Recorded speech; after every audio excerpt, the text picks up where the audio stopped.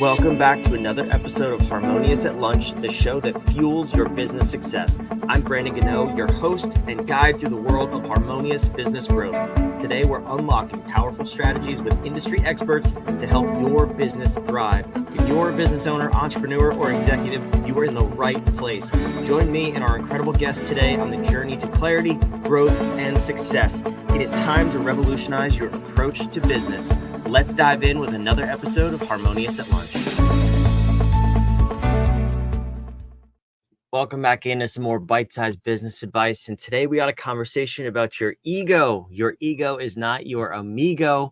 This is a topic that I'm sure we could spend hours on, but we're going to have as much as we can in 15 minutes with an incredible guest, an accomplished entrepreneur, and a little bit of a crazy guy. He skydives and climbs rocks, and we'll see where that comes in with the ego. But Christian Espinoza, welcome to the show. Thank you for being here. Yeah, thank you for having me on, Brandon. Appreciate it. So your extreme sports, needless to say, I will not be participating with you outside of my comfort zone. I don't think that has anything to do with my ego, but I want to hear about this conversation of your ego is not your amigo. You do all these crazy things. You've grown companies. You sold companies. Where was this conversation brought to the forefront for you? How early in your career? I think I first heard of this topic probably with my first cybersecurity company. I think business and entrepreneurship is really personal development, kind of wrapped in the context of business. So it forces you to grow if you want to grow your business. I think the business is a reflection of the entrepreneur that started the business or the person running the business. And with my first business, I had a lot of struggles, as most people with a business, especially their first one. And I would keep doing the same thing and tell myself I knew this stuff, and I was afraid to admit I didn't know things and ask for help. And there's entrepreneur groups out there, and I joined a couple of them, like Vistage is one of them. It's a executive level peer-to-peer group. And I would show up to meetings, I wouldn't admit that I couldn't figure something out. And I thought, man, this is not serving me, and why am I doing this? So I finally put my ego aside and would just say, you know what? I need help with how to figure out a compensation plan for my sales team, as an example. And then people would chime in, and I would come up with a solution. So it took me a long time to admit that I didn't know things though, and I think that's the ego coming in, because for me, the ego is trying to protect my identity of someone that has stuff figured out. But I did have it figured out to a certain degree, but not to get to the next level of my business. So I had to put that aside, my ego aside. Yeah, I have to go back to something you said at the very beginning. You said the business is the reflection of the person who started it or who's running it. I've never heard that said before, and that took me a second to just digest. I mean, what do people hear? Is that an ego response when people hear that and get defensive or shocked? I mean, that's such a reflective statement of where people are in their businesses, and I don't know that it always comes across, or for everyone it would come across the same way. So I'm curious, have you said that to people and they've kind of gotten defensive about that? I have, and that is an ego response. I think I've studied a lot of neurolinguistic programming, a lot of personal development things, and I think ultimately our life is a mirror of ourselves. Our outer world is a mirror of our inner world. So if we don't have things together internally, it's going to show up externally, right? And yeah, if we get defensive about that, I think that is the ego, because we don't want to admit that we don't have things figured out. And one of the challenges with business is it takes a different skill set to get to $1 million than it does to get to 3 million or 10 million. And when I say the business is a reflection of the owner, if you continually do the same things that got you to 1 million and expect to get to 3 million, it's not going to work.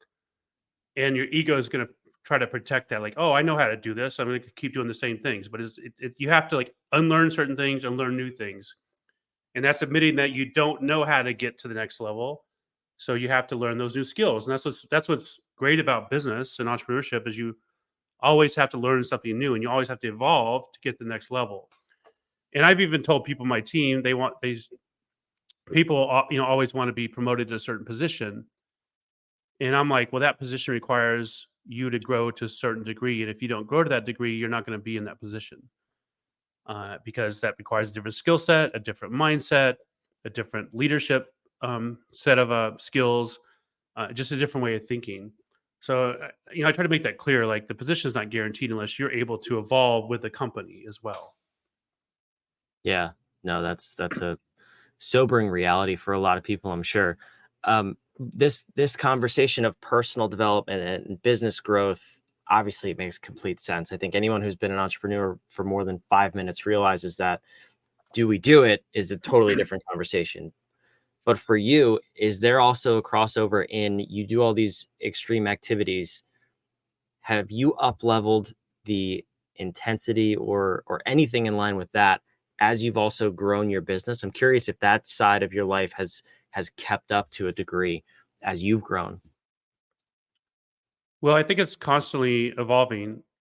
uh, like I, I haven't climbed a mountain in a while. I've done two of the seven summits, and one of the things about mountaineering and ego, since we're talking about ego, is I've known a lot of people that have done Denali, for instance, and they get what's called summit fever. It's their ego involved. Like I got to summit no matter what. And the weather conditions are not the right conditions to summit. So I've known people that have gone for the summit, ended up getting a storm came in, they got frostbite, they lost part of their ear, part of their nose, finger. And that was all the ego. They should have put that aside and said, you know what? I'll summit some other day. So with me right now, I'm doing kind of race car driving. I been driving fast cars and sort of training for this F4 experience. And I have to constantly keep my ego in check because I always want to get the fastest lap time. But at my current skill level, to get the fastest lap time, I'm probably going to wreck. So I've got to like step back, put my ego aside, and say, you know what? I'm still in this learning phase. I've got to like accept that I may not be the fastest right now, but if I learn as much as I can, then I can get faster next time and faster next time and faster next time. But if I try to push it right now, I'm probably going to spin the car out or run into a barrier or run into the desert. And that's not going to serve anybody. So it's this constant thing. I think it's like this with anything. You have to balance your skill set with what your ego, and then also realize what your ego is doing and how it's impacting your life. And I think there's a place for your ego, but typically it's not your ego, as I said, because it's not often serving us. It's really protecting this identity we've made for ourselves, and sometimes that identity is holiness at a glass ceiling, and we don't even know it. That's why it's called a glass ceiling. Can't see it. Yeah. How does somebody go from wherever they are now? Because a lot of times you're not aware of where your ego is showing up. And I think that's in business most prominent with when you see people doing the same activities over and over, but saying they want to grow. And we talked about this a couple of minutes ago. Mhm. That's your basically your ego getting in the way. That's your identity. How do you start to identify when that's happening? And then also that second step of saying, well, now what? So how did you balance that, or how do you continue to balance that over the course of your career? I do a lot of self-reflection. I look at like where I am, where I want to go, and what needs to shift. And I also look at the past, like if I had a relationship that fell apart or I lost a deal for some reason, I look at that. But I look at it through the lens of what was my role in that, not blaming the person I was dating at the time, or not blaming the client or the prospect for not going with us. I look at what was my role and what could I have done differently, because that's the only thing I can change is me. I can't change other people, but if I have the context of what was my role in this, and if I want to get to this next level, what do I need to change? Then that forces me to look at it from that perspective and make those changes. I don't have to make those changes, but if I don't make those changes, I have no reason to complain if I'm constantly having failed relationship, failed relationship, failed relationship. Not winning a deal, not winning a deal, not winning a deal. I can't just keep pointing the finger externally. I have to look at like what is my role and be willing to make the change. I think one of the biggest challenges, we all often know what to do, but doing it is the challenge. Change is a simple concept, but it's not easy for us to do that. And that's the ego coming away. It wants to hold us back and say, "Oh, you don't need. You're fine the way you are." And we also have these stories we tell ourselves that reinforce that we are where we are and we're good enough and all this stuff. So it's a lot of dynamics that come in, but the bottom line is the thing we're going towards has to be compelling enough to make us want to make those shifts. And we have to mentally get on board with that and tell ourselves whatever we need to tell us to make us make those changes. And it Mm, seems simple, like I said, it seems simple, but I'm sure you know many people that have had 17 relationships that have all failed for the same reason. And they have not taken one moment to reflect and think, what was my role in this and what should I change? Every time they blame the other person. And then they get in the next relationship, blame the other person. It's the same thing with business. yeah. No, I heard that stat about marriages too. If 50% of first marriages end in divorce, whatever the number is, the Yeah. likelihood a second marriage ends in divorce is 70%, and then it goes up to like 90% for the third. And it's this pattern, right? Over and over. And it's the same in business. If something isn't working, you're less and less likely to have it be successful the second, third, and fourth time. What's the difference though between ego and confidence? And also, I guess arrogance gets more on the side of ego, but a lot of people will say like, "Oh, he's that guy's so arrogant, that girl's so arrogant." Um, it might just be confidence. How do you walk that fine line? So I think confidence doesn't need to be broadcasted. Number one. Uh, I think you can be quietly confident. You don't need to tell everybody or broadcast it, which is that arrogance. And then I think confidence comes from competence. So in order to be confident, you have to develop the competence, which means putting the time into something, and not that it's behind closed doors. So when you show up, you don't have to have this need to talk over people and tell everybody how smart you are or tell people how you operate with integrity. It's just you, and it exudes from you. It's who you are.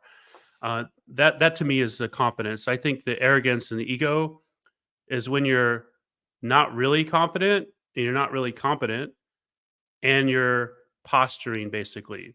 Like if somebody, and I had this come up recently, somebody was having this conversation with me and they told me probably 6 times in the conversation how they were trustworthy and how they operate with integrity. And then I looked at their actions and they're questionable. And I'm thinking that last thing they did was not really that trustworthy. So it's like if you are really trustworthy and do have integrity, you don't have to broadcast it. If you're a great leader, you don't have to tell everybody you're a great leader. You just show up with that. And that to me is confidence. That's like what you were saying before, right? Where your outer world is a reflection of your inner world. I think I've seen this, and I'm curious to hear your take on it, where exactly that scenario. Somebody will repeatedly say something about themselves in order to get you to believe it, but it's actually the opposite of how they act. Yes. Typically. Yes. Yeah, it's I know there's a name for it. It's escaping my mind at this very moment, but um It's called anyway, in terms delusion. it is called delusion. There's like a principle that it's called, but yes, Right. that is the definition of delusion. I understand that. Um, is there ever the topic is your ego is not your amigo? Is there ever a situation where, when well trained or well disciplined, your ego could be your amigo? I think so. If you can sort of tame your ego, and for me, as I mentioned, I'm very competitive, and my ego like embraces that. So it helps me get better at things, but I have to keep it in check because if I, like I said, try to push the limit on a car I'm driving and I wreck, then that's going too far. But my ego is always like looking at somebody else's time and saying, how can I beat that time? Right. So as long as I can use that in a way that is serving me and not just going like, balls to the wall and wrecking because I'm so hell bent on beating that time, that would be my ego taking over. But if I can say, oh, my ego really wants me to, get better and beat this time and be number one on this, results.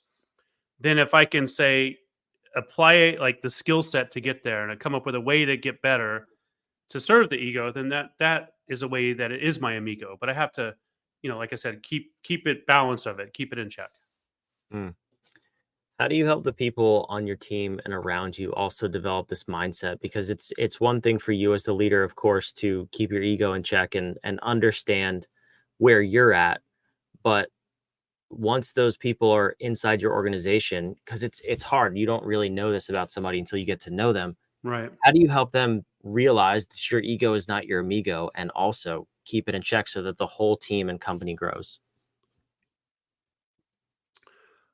I have to look for situations where I can apply some feedback.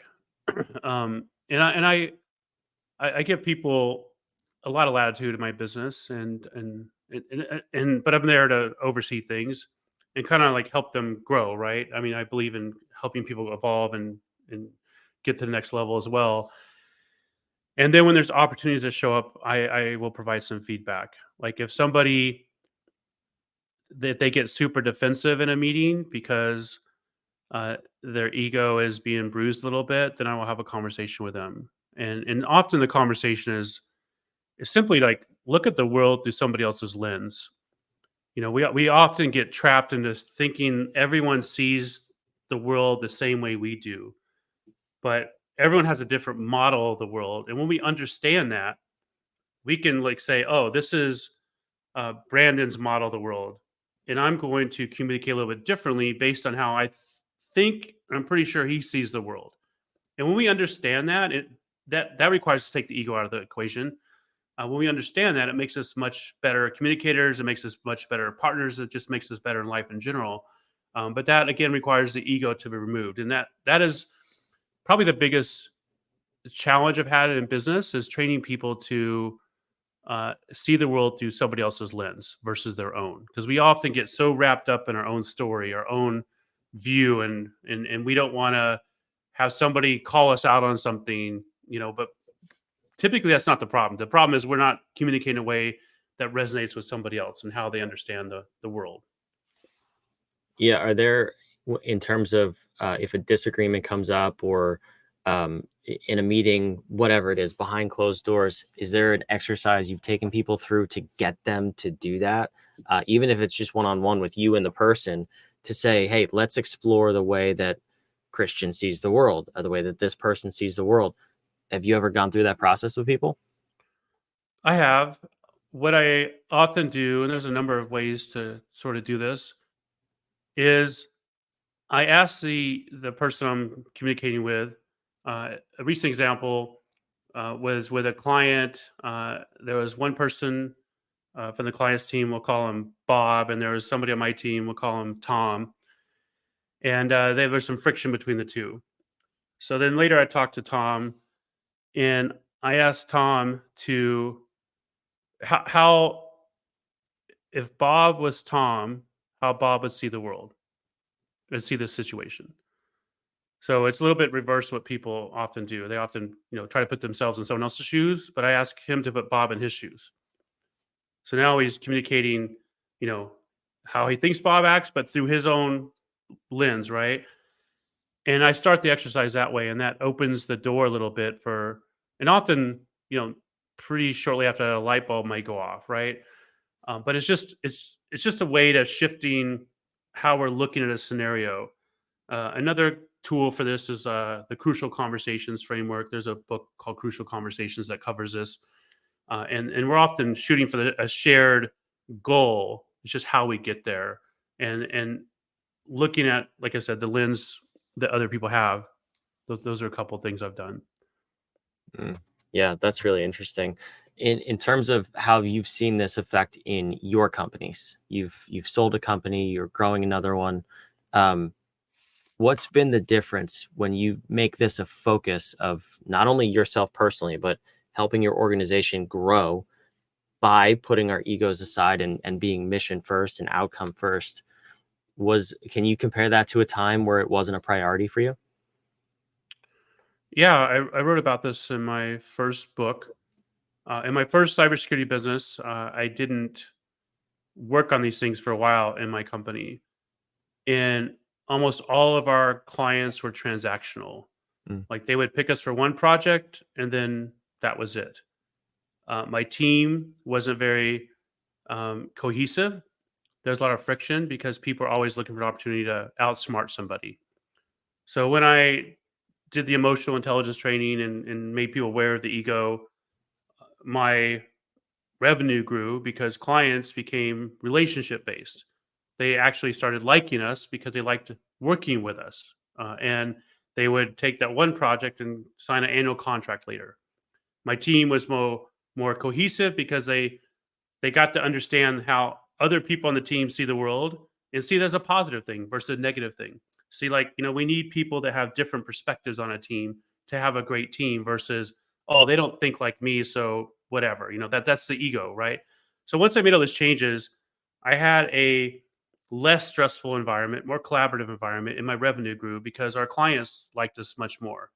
Because if we put our ego aside, we're not trying to talk over a client's head. We're not trying to point out how a client doesn't know something, but we do. We're trying to understand, let's work with a client. And this is someone that we want to have a relationship with. We want to make it be harmonious versus friction based. It's a good term to use. Where'd you come up with that word, harmonious? You must be a smart guy. Kidding. Christian, this is fantastic. There's so much to unpack here, and a lot of work that's really never ending. I'm sure you agree with that this is a lifelong pursuit, is it not? It ends when I'm dead, basically. Yeah. Yes, it is a There you go. lifelong pursuit. So for the audience, where should they go to learn more about you? You mentioned a book, but where's the best place to learn more about what you got going on? Yeah, my website, christianespinoza.com. And my books are available on Amazon and most booksellers, and also on Audible if you like to listen to books as well. Awesome. I appreciate that. So for those of you watching and listening, the website, all of the websites and the book links are going to be down below in the show notes. You can go check those out. Christian, I can't let you go without one final question. And we believe here that powerful questions get powerful answers. Yes. So in terms of a question that you want the listener to ask themselves and dwell on until they get the powerful answer, this whole conversation about the ego is not your amigo, right? What is a powerful question someone can take away from this episode and think about until they get an answer that's going to change the way they see this conversation in their own life? A powerful question is, what is the story I'm telling myself, and how do I change that story? That is a good question. I like that a lot. Christian, thank you for being here. This is a fantastic episode. Yeah, thanks for having me on. I appreciate it. For those of you watching, listening, again, all the links, everything down below, go check it out. But also make sure you subscribe. We want to have you back on tomorrow's episode of Harmonious at Lunch. We put these episodes out 5 days a week because we're a little crazy, but also we want to help you grow your business, build a more harmonious business and life, just like Christian said, of course. We'll see you tomorrow.